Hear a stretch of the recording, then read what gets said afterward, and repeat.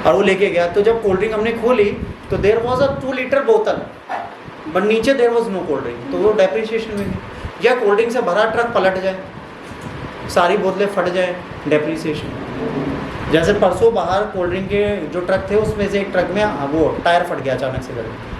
अगर वो टायर फट के किसी कोल्ड ड्रिंक के ट्रक में आग लगा देता या ट्रक में ब्लास्ट कर जाता है, ट्रक को पलटा देता, तो कब से लाखों का नुकसान होता, वो डेप्रिसिएशन वो कंपनी को देना पड़ेगा। क्लियर है यहाँ तक बेटा, कोई डाउट? इसके बाद डालो जीएनपी। जीएनपी क्या होता है? Gross net product. जीएनपी का मतलब क्या होता है? शुद्ध राष्ट्रीय उत्पाद, नहीं, सकल राष्ट्रीय उत्पाद। ग्रॉस नेशनल प्रोडक्ट का प्रोड्यूस का मतलब होता है, जीएनपी का मतलब होता है सकल राष्ट्रीय उत्पाद। वहाँ पे क्या था? घरेलू, यहाँ है राष्ट्रीय। घरेलू का मतलब क्या हो गया? तुम्हारे घर पे तुम्हारी मौसी, तुम्हारी चाची, तुम्हारी अप्पी, तुम्हारी बड़ी फूफी सब बैठी हो सकती है, और कोई आपके लिए बना रहा है अचार, कोई बना रहा है आपके लिए पापड़, और आपकी छत पे सूखा रहा है, बड़े खुश, अरे आज पापड़ मिलेगा, अचार मिलेगा। अब मौसी को जाना था, फूफी को जाना था, उन्होंने कहा बेटा जा रहे बाय बाय, तुमने कहा जाओ। अब जाते समय अचार इधर फंसाया, पापड़ इधर लटकाया, चली गई।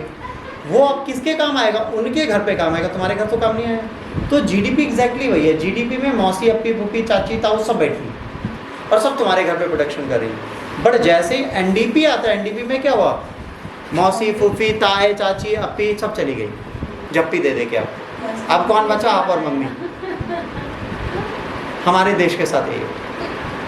हमारे देश में कोको कोला बैठा है, हमारे देश में पेप्सिको बैठा है, हमारे देश में जॉनसन बैठा है, हमारे देश में नेशनल बैठा है, हमारे देश में कैडबरी बैठा है, हमारे देश में मैकडी बैठा है, हमारे देश में पिज़्ज़ा हट बैठा है, हमारे यहाँ हुंडई बैठी है, हमारे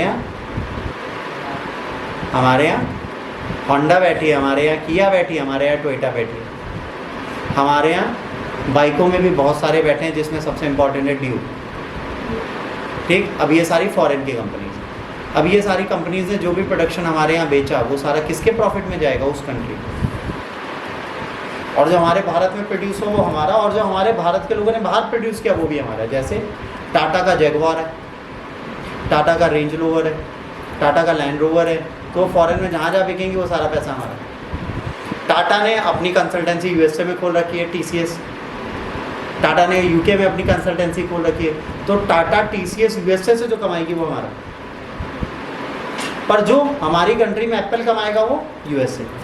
तो जो सकल राष्ट्रीय उत्पाद होता है उसमें क्या होता है? GDP minus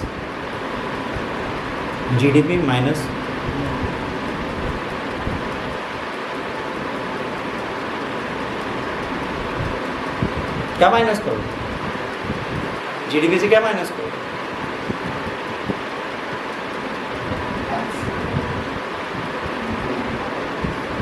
income of abroad, विदेशों की मुद्रा या विदेशी आय। इनकम ऑफ अब्रॉड, विदेश की आय को माइनस करोगे और जोड़ोगे विदेश में भारत द्वारा अर्जित है। Income earned from abroad, income earned from abroad, इसको जोड़ दोगे तो वो क्या निकल आएगा? सकल राष्ट्रीय उत्पाद।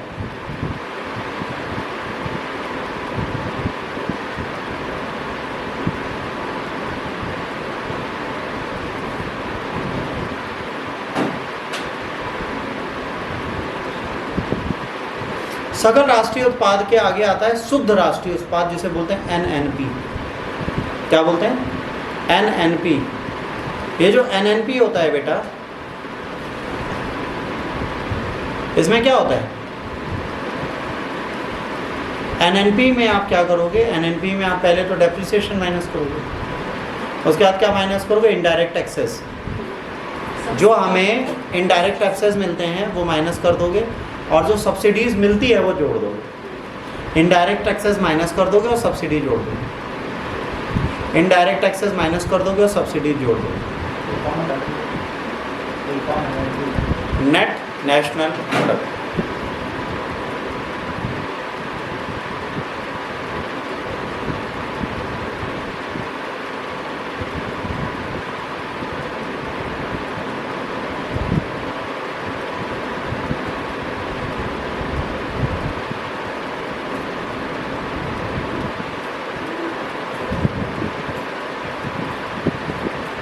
हमारे यहाँ net national product at factor cost को ही हम नेशनल इनकम बोलते हैं।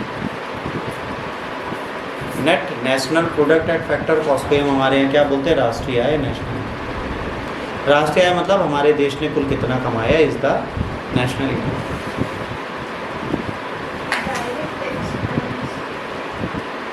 Minus indirect taxes plus subsidy. Subsidy क्या होती है, किसी को पता है? सब्सिडी होती है जो एक रेट हाई होता है उस पर गवर्नमेंट देती है कि आप उस रेट को थोड़ा सा मॉडरेट करके ताकि लोगों तक पहुंच सके और जो मतलब विक्रेता है उसको भी लॉस ना हो।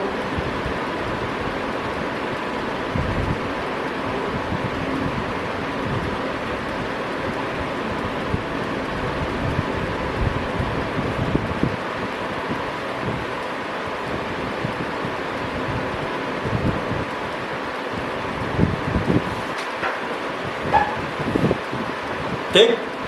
अब नेशनल इनकम क्या होगी? Net national product at factor cost. तो हमारी पर कैपिटल इनकम क्या होगी? फिर प्रति व्यक्ति। नेशनल इनकम अगर पता है तो हमें क्या निकल आएगा? पर कैपिटल इनकम। पर कैपिटल इनकम का मतलब क्या हो गया बच्चों? पर कैपिटल इनकम का मतलब हो गया कि पर कैपिटल इनकम का मतलब हो गया national income divided by total population. जो हमारा नेट नेशनल प्रोड्यूस आया है उसको कुल जनसंख्या से डिवाइड कर दो, भाग कर दो, तो जो आएगा वो हमारा क्या हो जाएगा? प्रति व्यक्ति आएगा। लेकिन ये तो सही नहीं हो सकती। National income divided by total population. क्या यही तो पता है? नेशनल इनकम या नेट नेशनल प्रोड्यूस को भाग कर दे कुल जनसंख्या से तो क्या बन जाता है? प्रति व्यक्ति आय। क्या बन गया? प्रति व्यक्ति आय।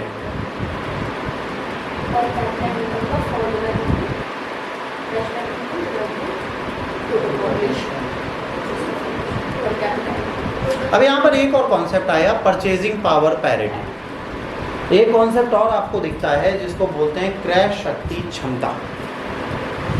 क्या बोलते हैं बेटा?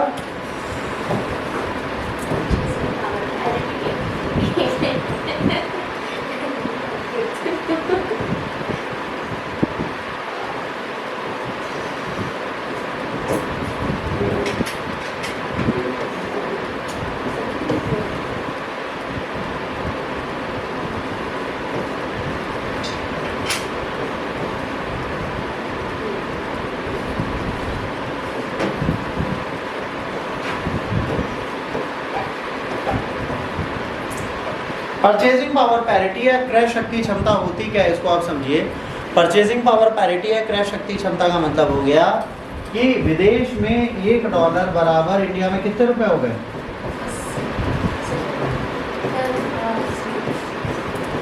तो $1 यूएसए में जितना सामान खरीद सकता है, क्या भारत में 77 रुपये उतना सामान खरीद सकते हैं या उससे ज़्यादा खरीद सकते हैं? एक हाइपर बोल है, हो सकता है 80 में हो डॉलर, 90 में हो, 95 में, उससे हमें कोई मतलब नहीं। हम एक एग्जाम्पल दे रहे हैं कि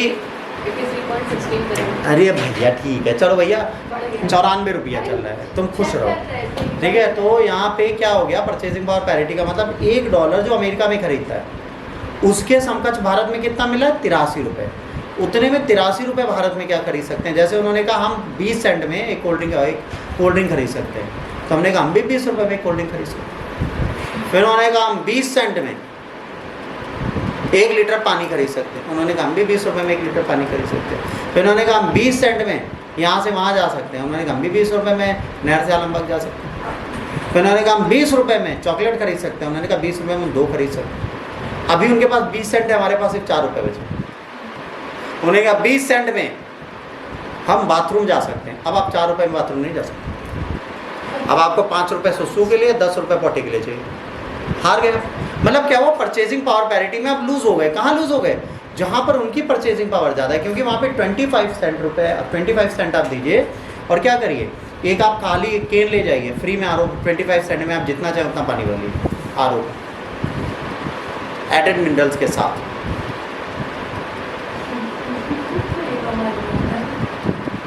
आपको बताएं बेटा, हमारे देश में भी ये है कि भारत सरकार ने आपको ये ज़मीन बैठी है, भूमि बेची है, ठीक, भूमि के नीचे आपको 200 किलो सोना मिल जाए, तो आपका नहीं, वो कायदे से भारत सरकार। उसने आपको जमीन बेची है, जमीन के नीचे जो मिलेगा वो मेरा है। पर हम लोग क्या कहते हैं, सरकार को समझाते हैं भगवत गीता सब मोह माया है, तुम क्या करोगे, और रख लेते हैं।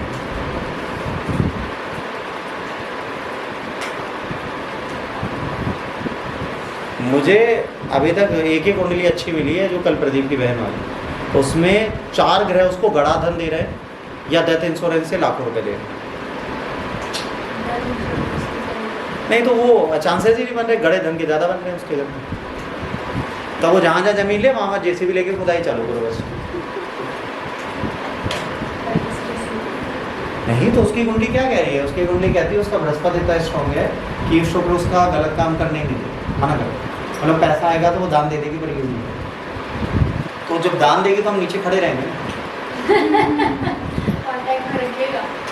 चलो मजाक के आवाज आते हैं। परचेजिंग और पैरिटी का सिंपल सा मतलब ये हुआ बच्चों कि एक कंट्री उस करेंसी की वैल्यू के बराबर यूएसए में जो खरीद सकती है, क्या वो कंट्री वहाँ खरीद सकती है? इसको बोलते हैं परचेजिंग पावर पैरिटी। और परचेजिंग पावर पैरिटी हर एक कंट्री की अलग है, जैसे जिम्बाब्वे की अलग है, इंडिया की अलग है, पाकिस्तान की अलग है, बांग्लादेश है, ठीक। इसे बोलते हैं परचेजिंग पावर पैरिटी। अच्छा, यहाँ पे एक और क्वेश्चन आता है, पब्लिक प्राइवेट पार्टनरशिप जो आजकल बहुत चल रहा है। एक और पीपीपी आता है, पीपीपी, इसको बोलते हैं पब्लिक प्राइवेट दोस्ती, मतलब पार्टनरशिप। ये प्राइवेट पब्लिक पार्टनरशिप या पब्लिक प्राइवेट पार्टनरशिप का क्या मतलब है, कौन बताएगा? That is also known as joint venture। इसे क्या बोलते हैं? संयुक्त उद्यम। जैसे कोई भी कुछ भी ऐसे कोई ऑर्गेनाइजेशन है, कोई प्लेटफॉर्म ऐसा है जो गवर्नमेंट का है, लेकिन उसमें जितना इन्वेस्ट और जितने सारे। अच्छा, मुझे एक छोटा सा जवाब दो। Lucknow metro is the Lucknow metro of government और the Lucknow metro of L&T?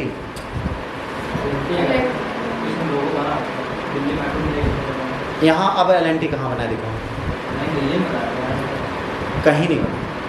जहाँ पे कंस्ट्रक्शन हो रहा है सिर्फ वहाँ L&T लिखेंगे। 3 शेड में जब तक कंस्ट्रक्शन होगा तब तक लिखेंगे L&T, दिल्ली मेट्रो, बस। जेबी ने तो जबरदस्ती रखा है, ठीक है, सरकारी संपत्ति पर अपना नाम नहीं डालता। तो यहाँ पर क्या है, जो जैसे लखनऊ मेट्रो बनी है, that is Lucknow metro, not the L&T metro. But L&T के साथ लखनऊ मेट्रो कॉरपोरेशन ने, रेल कॉरपोरेशन ने, जिसे LMRC बोलते हैं, एक संयुक्त उद्यम किया था जिसको बोलते हैं पब्लिक प्राइवेट पार्टनरशिप। इसमें पैसा सरकार लगा रही थी और इन्वेस्टमेंट कौन कर रहा था? L&T। जैसे राम मंदिर बना है तो वहाँ पे L&T राम मंदिर नहीं लिखेंगे, राम मंदिर trust under the control of government of India. L&T कहीं नहीं है। तो L&T क्या है? संयुक्त उद्यमी है जो सरकार के साथ मिलकर संयुक्त उद्यम करके अपने कार्यों को पूर्ण करें। इसको बोलते हैं संयुक्त उद्यम या पब्लिक प्राइवेट पार्टनरशिप। आज हमारे देश में सबसे ज़्यादा क्या हो रही है? Public private partnership. यहाँ तक कोई डाउट? किसी को कोई डाउट?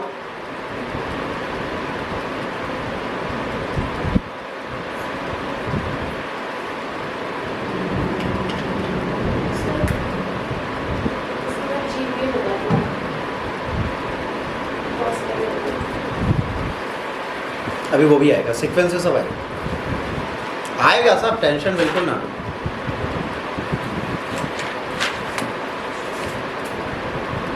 हाँ, यहाँ तक किसी को कोई डाउट? पूछ रहे फटाक से।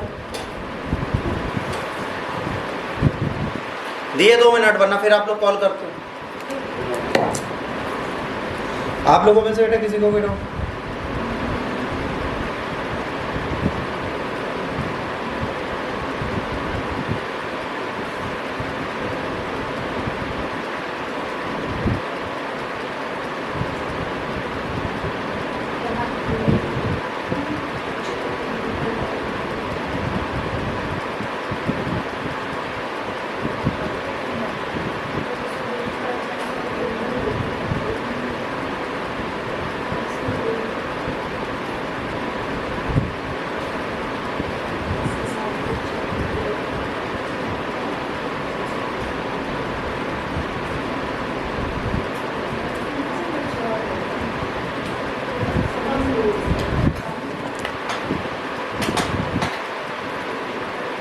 प्रदीप को कोई डाउट नहीं?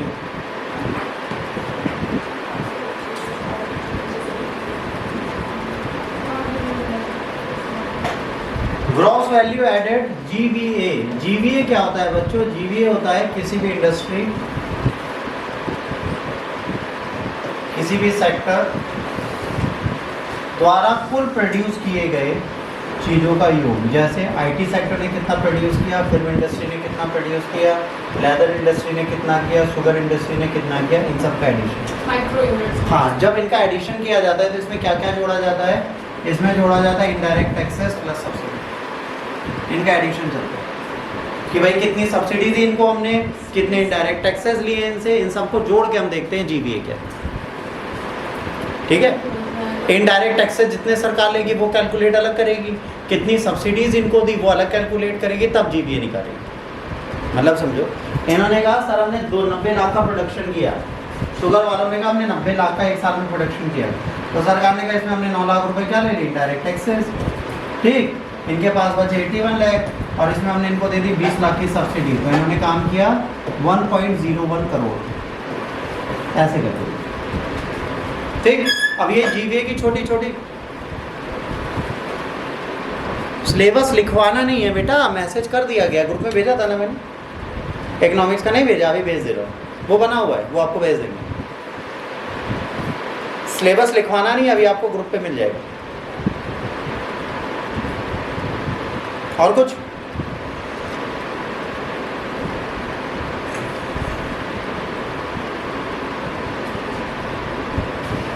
और कुछ? आप समझो, बहुत इंपॉर्टेंट चीज़ है। जब ये फैक्टर ऑफ नेशनल इनकम खत्म होते हैं तब हमारे पास एक क्वेश्चन है जो आज भी, अगर आप पीसीएस दे रहे हैं, जैसे इस साल कोई पीसीएस दे रहा है तो वो 5 ईयर प्लानिंग पढ़ के दे। एक क्वेश्चन 5 ईयर प्लानिंग से, 2 क्वेश्चन हर साल वो दे ही देते हैं। पता नहीं आज तक इतने बिल लेके बैठे कि 2012 तक के पीछे पड़े। नेहरू से बहुत प्रेम है, इंदिरा से बहुत प्रेम, सरोजिनी नायडू से भी बहुत प्रेम है। तो 5 ईयर प्लानिंग इनसे पूछ ली जाती है। तो पंचवर्षीय योजनाएं कितनों को याद है हाथ पर? इतिहास डालो, प्लानिंग इन इंडिया, भारत में योजना, planning in India. Historical background डालो, ऐतिहासिक पृष्ठभूमि। प्लानिंग भारत में सबसे पहले किसने दी? सबसे पहले दी थी, एक बुक लिखी थी MM विश्ववरैया ने, नाम क्या है? प्लान्ड इकोनॉमी फॉर इंडिया, 1934 में लिखी। लिखो, 1934 में पहली बार भारत के लिए प्लानिंग स्टार्ट हुई, planned economy for India by M Visvesvaraya.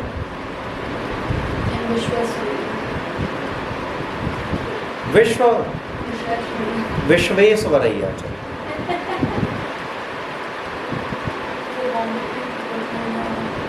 इसके बाद 1938 में आया नेशनल प्लानिंग कमेटी, जिसे जवाहरलाल नेहरू ने बनाया था। 1938 में आया national planning committee, setup under Jawaharlal Nehru.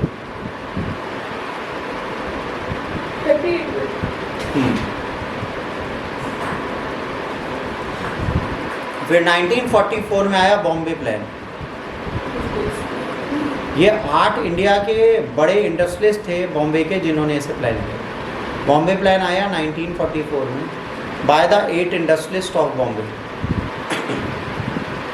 फिर 1945 में आया पीपुल्स प्लान। फिर 1945 में आया पीपुल्स प्लान, जो लाए M.N. रॉय। फिर 1945 में आया पीपुल्स प्लान, जो लाए M.N. रॉय। फिर 1950 में आया सर्वोदय प्लान, ये लाए थे JP नारायण। फिर आया सर्वोदय प्लान, ये लाए थे JP नारायण। फिर प्लानिंग कमीशन 15 मार्च 1950 को 15 मार्च 1950 को भारत के योजना आयोग का गठन सरकार द्वारा किया। That was constituted by the government of India on 15 March 1950. अच्छा, प्लानिंग कमीशन के एक्स चेयरमैन कौन होते थे? Prime minister. Non constitutional, non statutory body थी, गैर संवैधानिक और गैर संवैधानिक गैर संवैधानिक और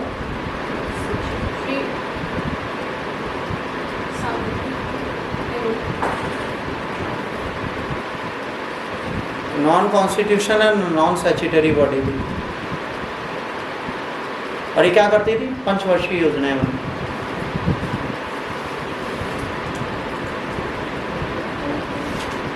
प्लानिंग कमीशन के साथ एक और आएगा जिसको बोलेंगे नेशनल डेवलपमेंटल काउंसिल, राष्ट्रीय विकास परिषद। पहला था राष्ट्रीय योजना आयोग, फिर था राष्ट्रीय विकास परिषद। लीगल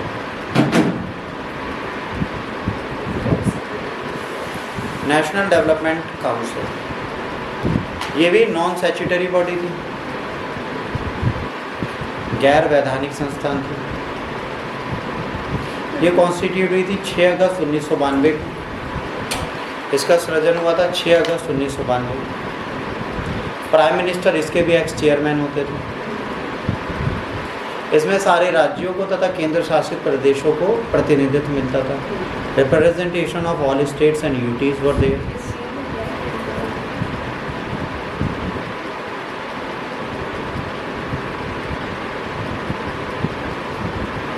इनका काम क्या था? इवैल्यूएट करना। जो प्लानिंग बनी है वो ठीक से काम कर रही है कि नहीं कर रही। लिखो, it's work to evaluate the implementation of planning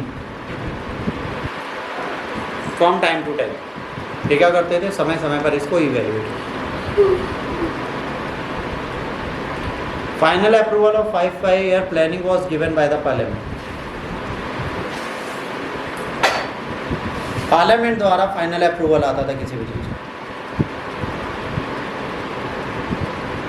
अब कल के लिए आपका होमवर्क है 5 ईयर प्लानिंग में आप पढ़ के आएंगे टाइप्स ऑफ प्लानिंग कौन से हो। रोलिंग प्लान क्या है, बॉम्बे प्लान क्या है, कौन कौन से प्लान्स हैं, कौन कौन से इंडिया में लागू है, महालोबेस योजना क्या है, ये सब चीज़ें आपको पढ़नी है। तो आप कल पढ़ के आएंगे टाइप्स ऑफ प्लानिंग। अब आपको कोई डाउट है तो आप लोग पूछिए। फिर हम लोग मिलेंगे 6:30 बजे।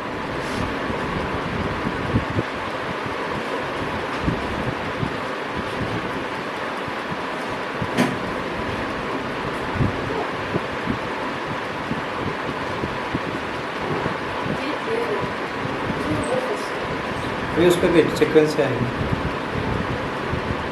किसी को कोई डाउट बेटा?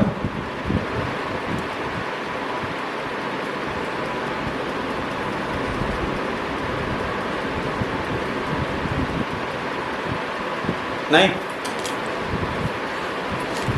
इकोनॉमिक्स को थोड़ा सीरियसली पढ़ना है तो धीरे चलिए पर अच्छा चलिए।